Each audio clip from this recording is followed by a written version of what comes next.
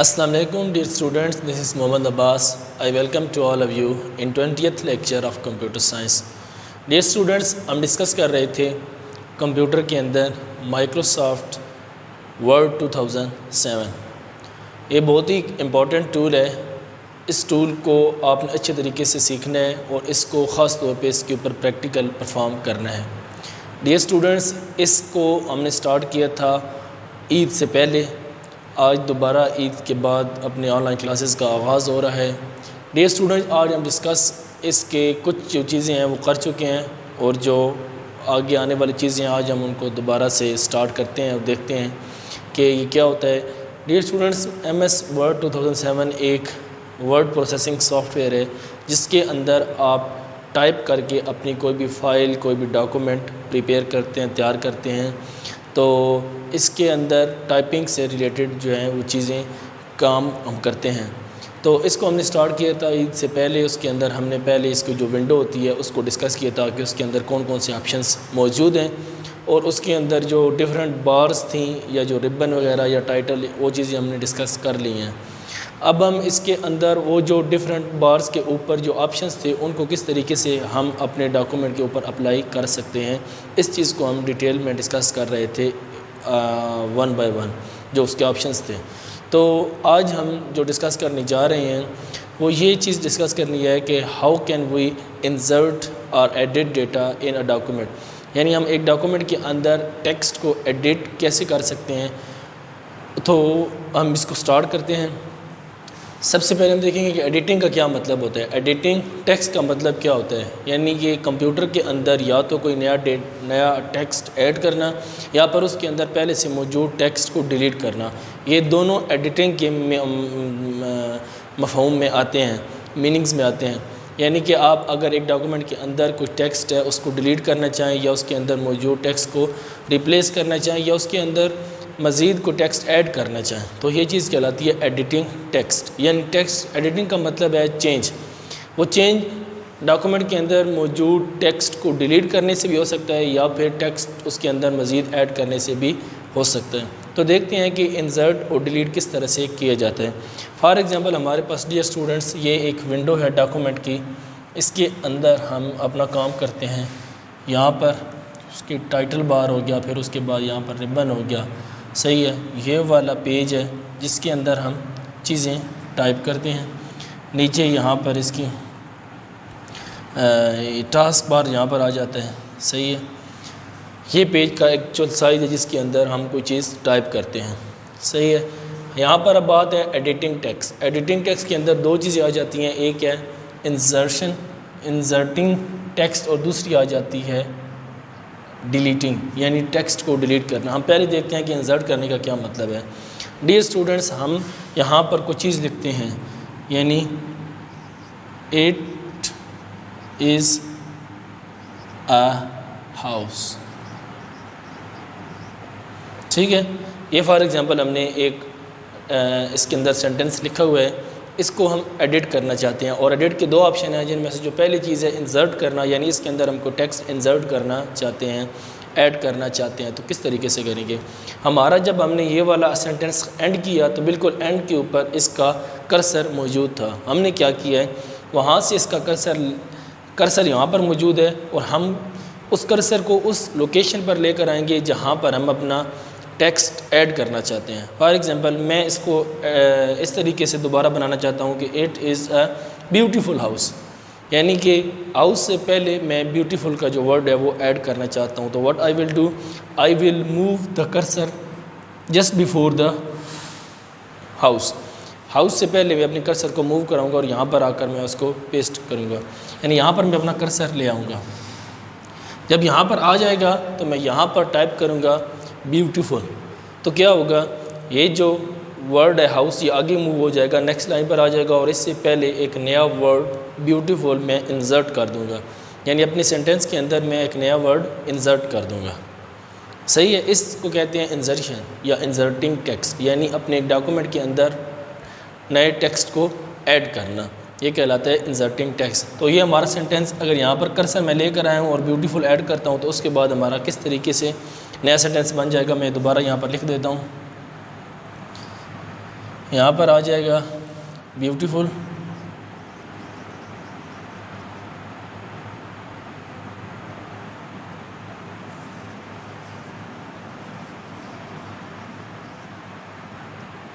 ठीक है।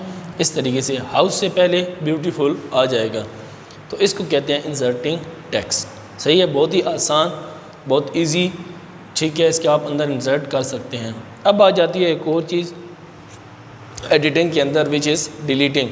यानी आपने एक डॉक्यूमेंट के अंदर कुछ चीज़ टाइप की है, उसके अंदर आप उस चीज़ को रिमूव कराना चाहते हैं, डिलीट कराना चाहते हैं, ठीक है। किस तरीके से आप एक डॉक्यूमेंट के अंदर टेक्स्ट को डिलीट कर सकते हैं। तो डियर स्टूडेंट्स, फॉर एग्जांपल हमारे इसी के अंदर हम एक चीज़ जो है वर्ड, यही ब्यूटीफुल जो अभी हमने अब टाइप किया था, इसको डिलीट करना चाहते हैं। डिलीट करने के लिए क्या करेंगे, हम जिस वर्ड को डिलीट करना चाहते हैं उस वर्ड के एंड पर कर्सर लेके प्लेस कर देंगे। यानी कर्सर को, हमें जिस वर्ड को डिलीट करना है उस वर्ड के एंड पर हम अपने कर्सर को प्लेस कर देंगे। फॉर एग्जांपल मैं कराना चाहता हूँ ब्यूटीफुल को, तो ब्यूटीफुल यहाँ से स्टार्ट हो रहा है ये वर्ड और यहाँ पर ये एंड हो रहा है, तो मैं क्या करूँगा, फुल के बाद यहाँ पर अपने कर्सर को प्लेस कर दूँगा। अब यहाँ पर कर्सर आ गया है। इसके बाद हमने क्या करना है, हमारे पास कीबोर्ड के ऊपर ऑप्शन होता है बैक स्पेस का, ठीक है। बैक स्पेस मैं यहाँ पर लिख भी देता हूँ।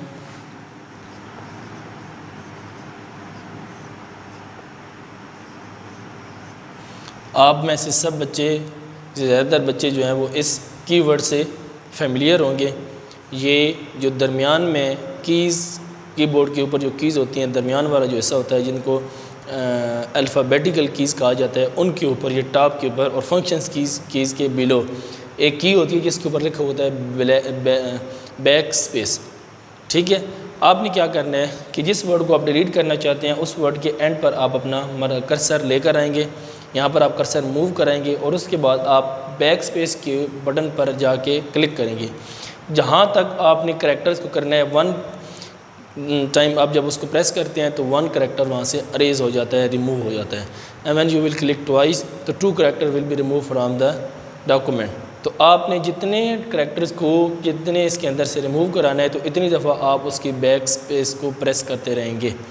तो यहाँ पर आप प्रेस करते करते करते यहाँ तक जब आ जाएगा बी तक, बी भी रिमूव हो जाएगा और कर्सर यहाँ पर ब्लिंक कर रहा होगा, तो ये हाउस से दोबारा वापस अपनी जगह पर चला जाएगा जो अब हमने पहले इसको लिखा था।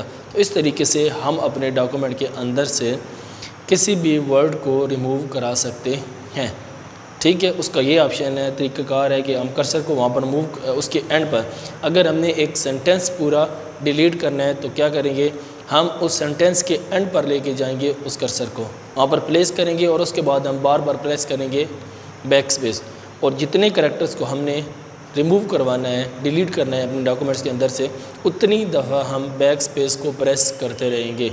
सही है। तो जब तक वो हमारा पूरा वर्ड या पूरा सेंटेंस डिलीट नहीं होगा तब तक हम अपने बैक स्पेस बटन को प्रेस करते रहेंगे ताकि हमारा जो पूरा सेंटेंस है या पूरा जो वर्ड है वो डिलीट हो जाए। तो इस तरीके से वो डिलीट हो जाएगा। अब अगर फॉर एग्जांपल यहाँ पर है, हम बैक स्पेस बटन प्रेस करते हैं और हम ब्यूटीफुल के बटन को अरेज करते हैं, तो नया हमारे पास जो सेंटेंस होगा वो किस तरीके से होगा, मैं यहाँ पर वो मेंशन कर देता हूँ। यानी जब ये रिमूव हो जाएगा तो क्या होगा, यहाँ पर आ जाएगा इट इज़ अ हाउस। बात समझ आ गई है। तो इस तरीके से हम अपने डॉक्यूमेंट के अंदर से कोई भी वर्ड, कोई भी सेंटेंस या जितना पैराग्राफ, जो भी चीज़ हमने उसके अंदर से रिमूव करनी हो, डिलीट करनी हो, तो हम बैक स्पेस बटन की मदद से हम उसको रिमूव कर सकते हैं। ये भी बहुत आसान है। जिस तरह इंसर्टिंग अ टेक्स्ट यानी adding a text in a document, वो वाला ऑप्शन आसान था, इस तरीके से ये वाला ऑप्शन भी बहुत आसान है। इस तरीके से हम अपने डॉक्यूमेंट के अंदर से अपने टेक्स्ट को एडिट कर सकते हैं, ठीक है। इसके बाद आ जाता है मूविंग टेक्स्ट।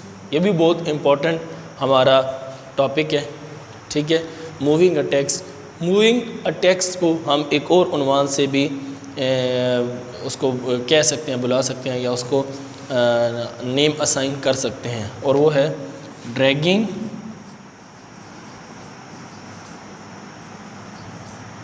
एंड ड्रैगिंग या फिर कह सकते हैं ड्रैग एंड ड्रॉप।